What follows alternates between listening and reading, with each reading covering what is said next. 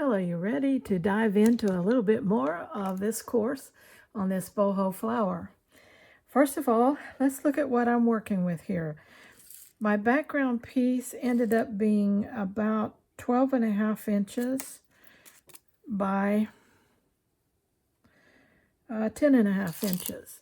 Now, again, you do not have to make this dimension, but this is a good size dimension, and our petals can be big enough to where we can actually, make a statement with them. We can build a fiber art piece out of each petal because they're big enough to work with and layer up several different fabrics on them.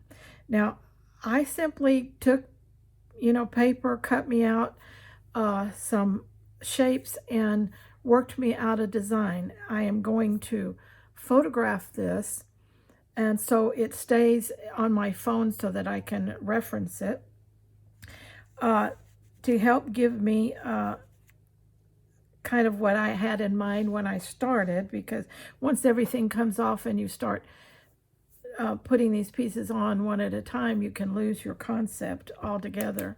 So I would recommend that you audition some pieces, get your layout the way you think you want it, and just play with it. It doesn't have to be written in stone or set in concrete, but it definitely helps. Now, I've got a 3¼ inch circle inside, and I will, that's what I think I'm going to go with. Now, what I did was I just cut petals, and this petal size was about my third try before I got pretty much the petal that I wanted. So let's look at what I've got here. This one's about 2.5 by 3¼ Now, they're not all exactly alike, and you don't want them to be just, mirror images of each other. They're close, but they're not exact. This one's about 2¾ by 3.5. So you see they're just a little bit different from each other. Also, that is with the leaves too. The leaves are different. This one is like 1.5 by 4 inches that I stuck in here for height there. This one you can see is it's the same shape but a lot skinnier. Get my tweezers here. A lot smaller than that one. Okay. This one is a totally different shape altogether. It's fatter, or not so much fatter as it is different. 1.5 by 3.5. So everything is not exactly the same. No two petals are exactly the same size, although they're very similar, and they are similar in shape, but they are not exact. So make each one just a tad different. Also your leaves, whatever you choose to do as your leaf. Now, these little scraggly things on the outside, that's not on the original, but I thought on this one I'd like to add that just for some interest, and we'll play with that. And then the 3¼ really will give us, on this size, quite a bit of coverage on that inside, okay? Now you can go bigger, you can go smaller, but a smaller one, let me see if I can find a smaller one. Let me get one of my, a smaller one won't cover, cover your edge of your petals. The petals won't be grounded, but a larger one will. Then you can always put a smaller one inside if you thought you wanted to do that. It could even come down smaller than that, okay? So you decide how you want to do that, and as you can see, it's just like kindergarten. You just cut some shapes and put them out there until they work. Like I said, I cut 3 different petal sizes before I found the size that I wanted. The leaves, I just cut one time because they're not that critical. These little things here just cut weird little shapes that will give you the illusion that you have some greenery or stalks or something coming out of the flower. That'll also give it more grounding. Now once you get it laid out, okay, make sure that you leave room around the edges so that if you decide to frame this piece, especially when you start putting it on, that you don't put your elements all the way out to the edge, okay? And so let me tuck these up just a little bit. All right. That's a little bit more like it there. All right. So that I'm going to photograph. All right.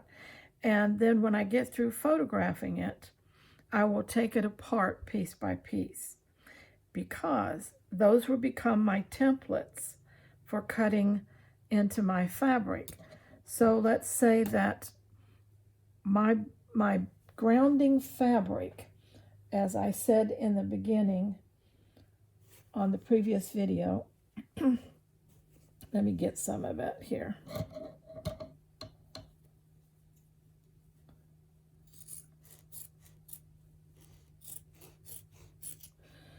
Cut a little bit of fabric here.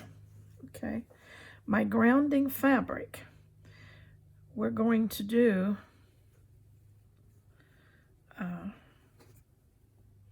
with these petals. I'm going to put them on here, just pin my little template, and then just cut around the edges, and don't sweat the cut either. It doesn't have to be exact. Remember, you don't want all these petals to be the same anyway, so you're going to cut each one individually. And if they don't come out just perfect to the template, don't sweat it. That one's a little bit larger, but it'll be fine. And it will find its place right there. Okay. So let's go to the next one. Let's get this one. Put him on here. Pin him.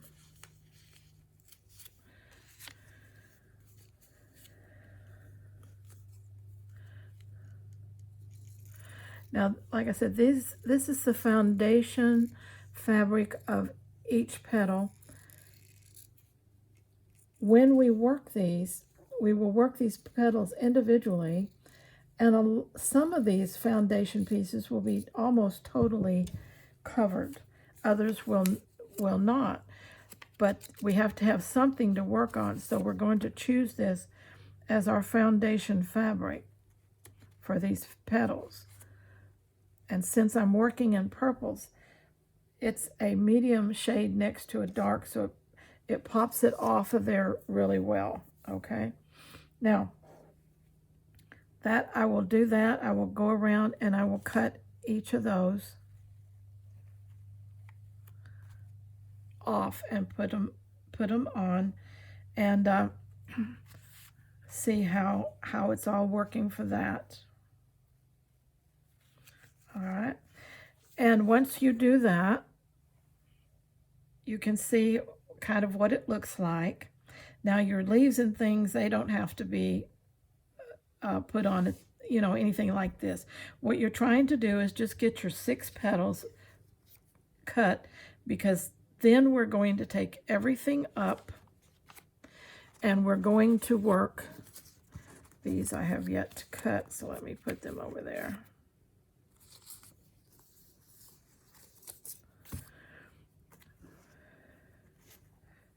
We will take all these pieces up. Keep them, they're your little template pieces. Remember, you took a picture of what you wanted it to look like. All right. Now, each one of these, think of it as a little canvas all on its own. All right. It is a just a work of art in itself. So that's when you start getting, let's say, choosing something out of your fabric stash here. Let's do a little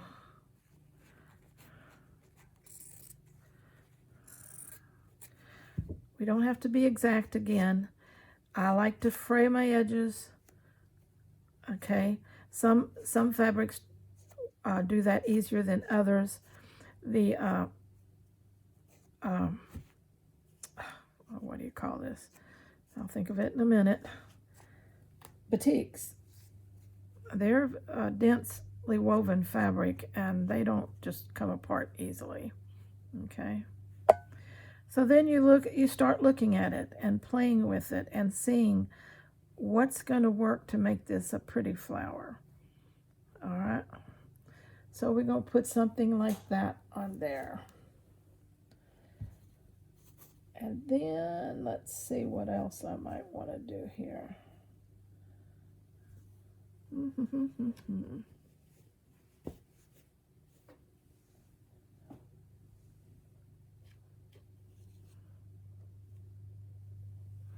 I think I'm going to pull a piece of this out. I'm going to take that off for right now. And I think I'm going to take that one off. What I really want is this edge. So if I take this edge and put it on that edge, put it kind of like that. Okay. Then let's see.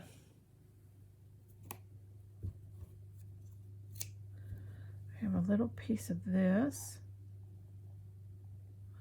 You know, that might have been pretty all the way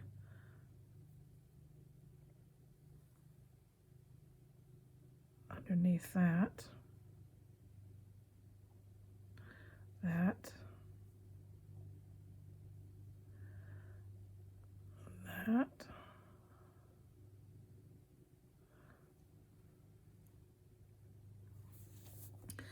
Okay. Let's see what else I might have here.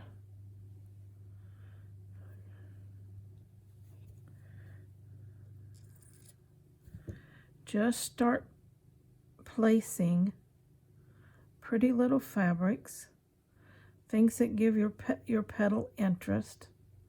Okay. Let's see, we got a little, come here. Here's a little piece of, we're going to give it a pointy end.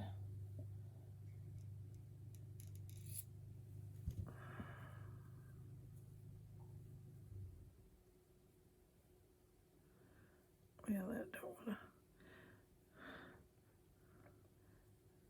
We're going to pin this down and work it, so.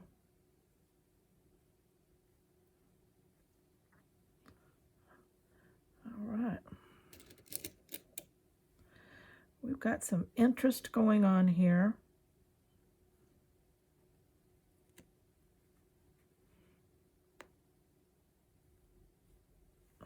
I got to get it off my background fabric because it's wanting to pin to that. Now your stitching is going to make the world of difference. Remember, don't judge anything until it's stitched. Another thing about making these flower petals individually is if you make one and you don't like it, then put it up for something else and make another one until you get the flower petals you want on this project.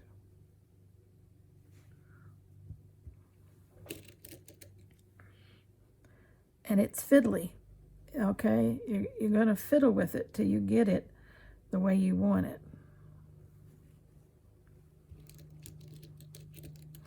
You're looking for texture, color, design, things that will work and blend together that maybe you don't even think about them being together, but they work. Okay.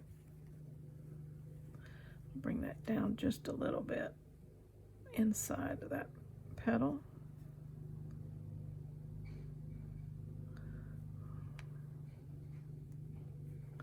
Okay, I'm going to leave this part folded over. That looks pretty cool, and I'm going to stitch it in that way. Now, that's the beginning of a petal for me. All right.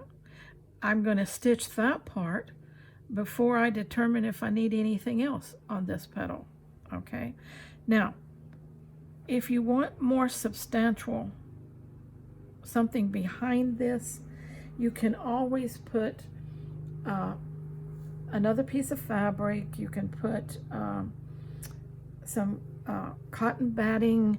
You can put a lot of things on this. All right. The only thing is those stems are going to be thicker when you put them down. So remember that onto your thing. So if you can work with just the foundation piece, that's fine. But if you think that that's just too flimsy, it doesn't feel right, well, then you might back it with a piece of batting, okay? And then that might feel a lot better to you all the way around. I do believe that I am going to use batting on mine because I do like this a more substantial backing. And when I do that, I cut that a little smaller than my leaf, okay? So when I come in at an angle, and I cut it just a little smaller so that it doesn't stick out. And when I actually sew this onto my background, you will never see the batting on the edges because it's smaller than the petal. And you usually can accomplish that by just angling your scissors. Okay, does that make sense right there? All right. Okay, now I'm going to go back, put my pins into that. That gives me more substance, and I like the feel of that. And this is not real thick batting. You can see this is very thin, so that's what I would use. And then I will start stitching on that, okay? So hold on a minute. Let me get my needle threaded and ready to go. Oh, I found another piece that looks interesting. Let me throw a little of this on there. This frays up real good. It looks real nubby and textury. I think I'll put it under this purple and let it stick out just a little, and then the purple lay over that.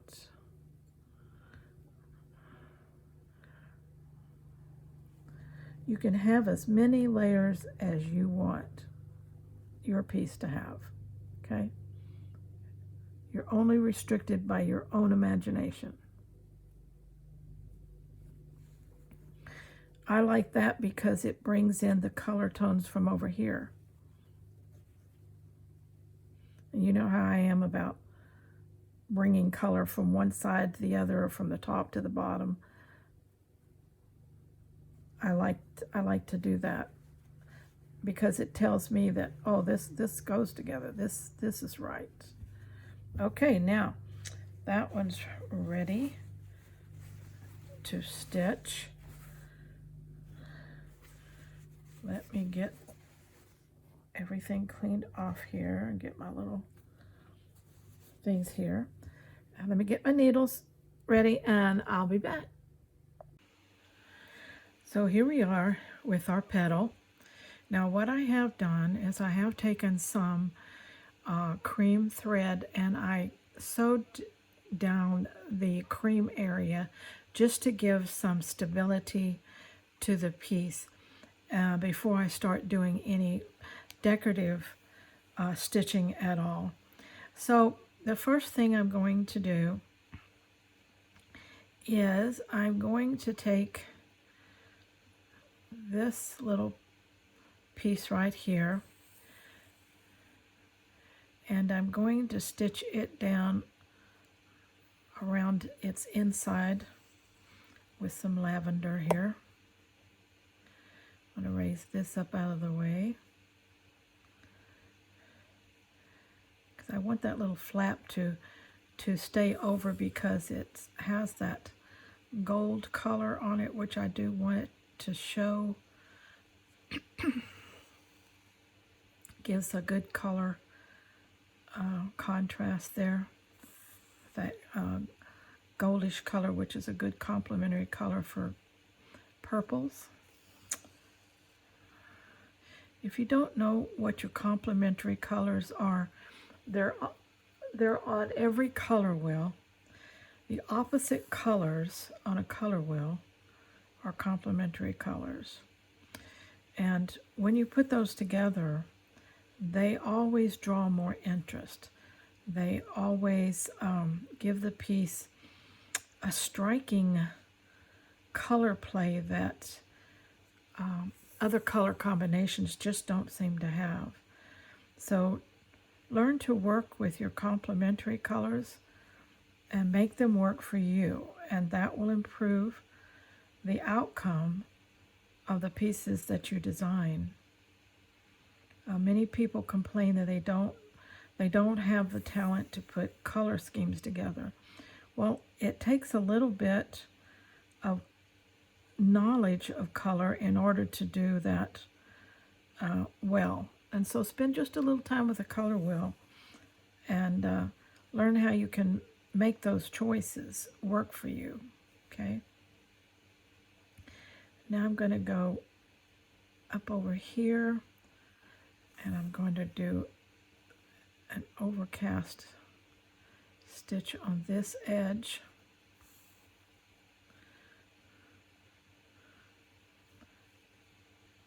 Right now I'm getting pieces down. You can always, however you want to do it, do your decorative stitching as you put things down, or you can just use your utility stitches to get things stitched down and then come back and add some decorative stitches if you want to do it like that. Okay. Now, I have those two down. I think I want to play with this little piece here that has some shininess to it. Just going to take a long stitch inside of the middle of those kind of stripes.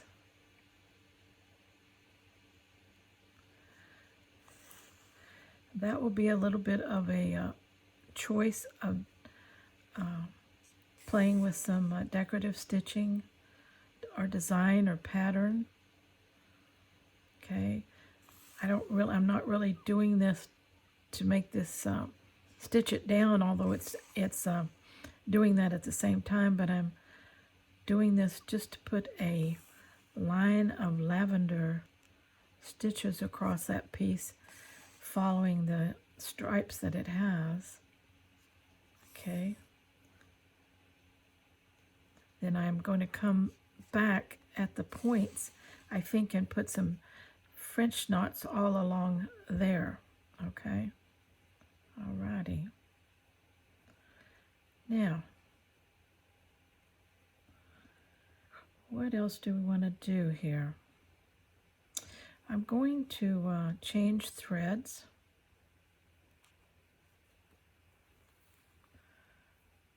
And when you're doing these little petals, it's good to have 3 or 4 needles that you can thread up with different colors, because you use just a little bit of something, and so you want to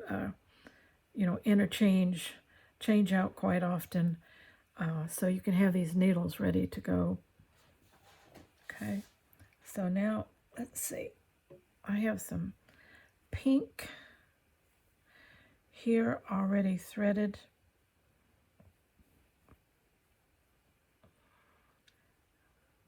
I think I'm going to use the pink on this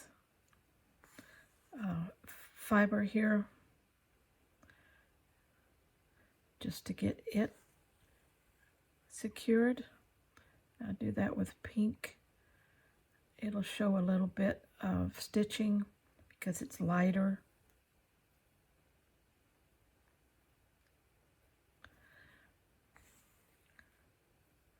Just stitch around and about. It doesn't have to be any particular stitch.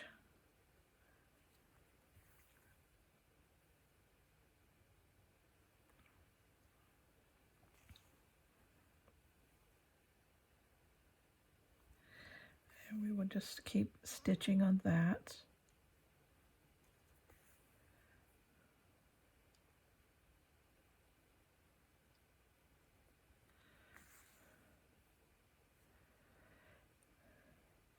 I just intuitively stitch. I don't plan it out in advance. I just work with it as I'm working on that petal, what I think I want to do. If you want to take the time to plan everything out, if that's how you stitch, then that's fine. But I do it intuitively as I go.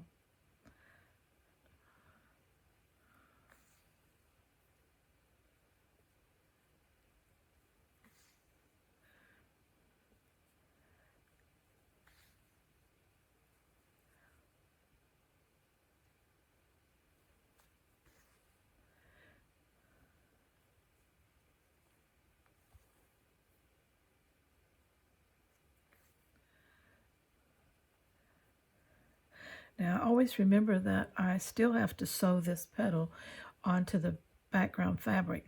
So I know that I'm going to be sewing the outside edges, and I will be catching things like this when I do that. Doesn't mean I can't come in here and add some more stitching. That's not what that means.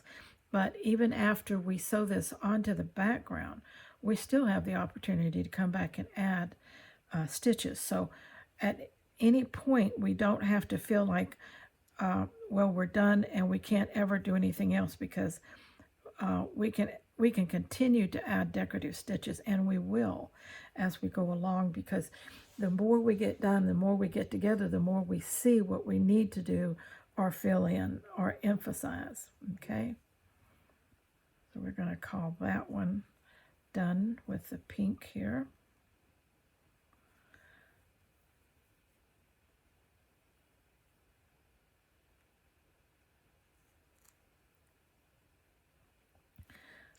Okay. Keep all your threads in your little thread bucket. Now this darker one here, I'm going to use it to outline this one right here, and also to put the French knots in there. All right. So I will do that off camera, and then come back in our next video. You'll see this one completed, and we'll start another one. Okay. All right. Stay with me.